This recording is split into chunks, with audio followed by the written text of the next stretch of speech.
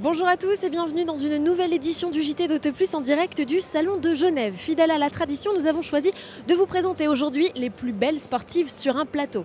Mais comme de coutume, elles sont très, voire trop nombreuses. Nous avons donc décidé de nous concentrer sur les pointures de cette 88e édition. Direction donc dans ce JT sur les stands Porsche, Ferrari, McLaren, Lamborghini, Mercedes ou encore Aston Martin. C'est parti!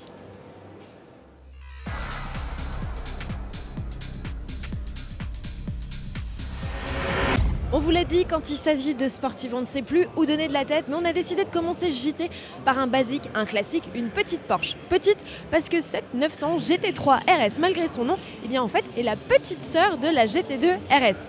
Elle gagne un capot légèrement percé, elle a le même aileron à l'arrière. Ce qui fait la différence, ça se passe sous le capot. Son 6 cylindres à plat est l'un des derniers moteurs atmosphériques encore de ce monde.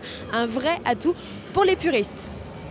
L'autre atout de cette Porsche, c'est que c'est la dernière des 991 avant l'arrivée de la 992 qui est prévue en fin d'année. Cette 911 GT3 RS bénéficie d'un châssis plus affûté. Elle a également été allégée avec des performances plutôt sympathiques puisqu'on annonce un 0 à 100 km/h en 3 secondes 2. Elle sera disponible au mois de juin à un tarif de 199 000 €.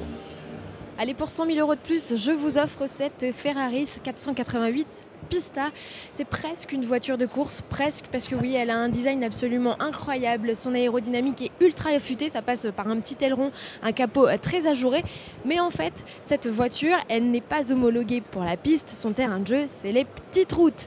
Son V8 de 720 chevaux n'est pas à laisser entre toutes les mains pour la bonne et simple raison qu'il s'agit du V8 le plus puissant de la gamme Ferrari.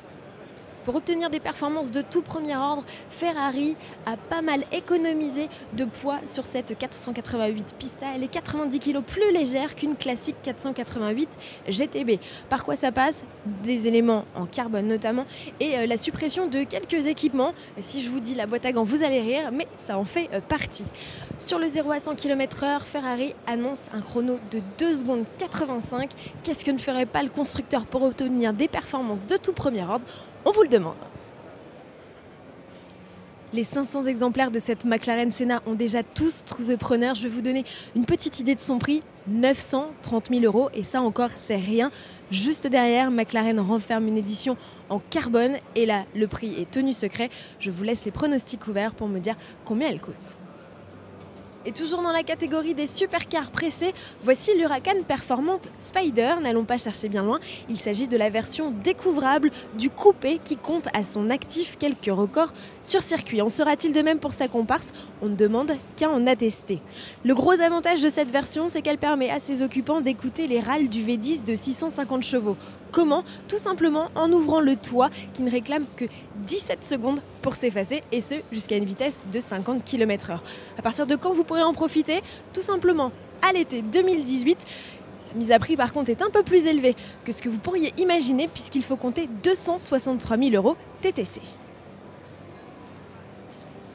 Et puisqu'il est question de sportifs découvrables, un tour sur le stand Aston Martin s'impose à la découverte de la DB11 volante qui s'offre à Genève son premier bain de foule en public. Rappelons qu'elle est équipée d'un V8 biturbo de 510 chevaux. Également présente sur le stand la Valkyrie dans une livrée AMR comprenait compétition. Rappelons que cette hypercar hybride a été développée avec Red Bull. Enfin, la star du stand Aston Martin, c'est aussi elle, la Vantage, la petite dernière de la gamme et future best-seller que Aston Martin proposera dès à présent à la commercialisation au tarif autour de 155 000 €.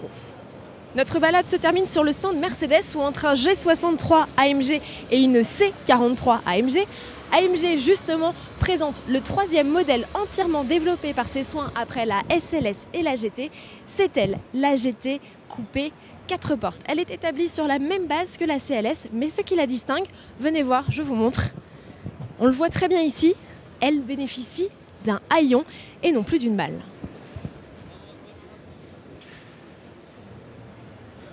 Du côté des motorisations, cette AMG GT coupé 4 portes profite de 3 blocs, 6 cylindres et V8 dans sa version la plus véloce de 639 chevaux. Elle revendique un 0 à 100 km/h en seulement 3 secondes 2.